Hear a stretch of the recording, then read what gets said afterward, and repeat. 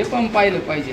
आणि काही लोकांचं एखादा माणूस काय शांतच बसलेला आहे, मग त्याला जर तुम्हाला बोलतं करायचं असेल तर काहीतरी खडा टाकून द्यायचा. पण त्यापेक्षा मला या लोकसभा मतदारसंघातील लोकांनी निवडून दिले, त्यांच्याशी पूर्णपणे 5 वर्ष प्रामाणिकपणे काम करण्याची माझी जबाबदारी आहे. आणि विशेष म्हणजे शेवट कुणी काही अमरपट्टा घेऊन आलेला नाही सत्तेचा, का पुढं मीच पाहिजे आणि तोच पाहिजे.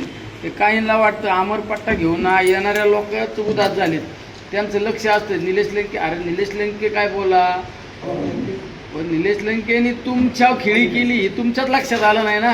शेवट मलाच सांगावं लागलं काही लोकांना. मी एखादा तुम्ही पहा, आपण एखादा उद्या मी काकडे सरांना खडा मारून पाहिला. काकडे सर किती रॅक्ट होत्यात, काकडे सर गप बसले का, काकडे सर शांत बसले का, रागावलेत का, त्यांनी तोच खडा फेकून आणला. ते कधी कधी पाहायचं असतं. म्हणून याचा काहीच संबंध नाही या गोष्टीचा. निलेश लंके कुणीतरी आता मग आपले 2-3 जण बगल वच्चे हाताने धरायचे, त्यांनी सांगायचे निलेश लंकेनी पळ काढणार आहे का, हां रात्रंदिवस काम करतो. ठीक आहे, आज माझं सरकार जरी नाही, पण उद्या भविष्यात आम्ही पण पॉझिटिव्ह एनर्जीने काम करतो ना.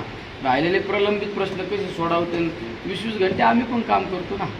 हां ते काही लोकांना आज ते पराभव मान्य नाही. मग आपलं निलेश लंके काय बोला का, मग 2-4 जणांना सांगायचं तू आपलं अशी बातमी लाव, तू मला सांगायचं तुझ्या चॅनलला हे लाव, आणि झालं सुरू. तसं काय नाही, मी 5 वर्ष तुमच्याशीच प्रामाणिक राहणार आहे.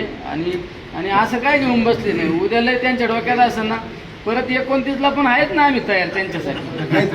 हां त्यांच्यासाठी कधी तयारी पूर्ण लंके साहेब तयार आहेत. आहे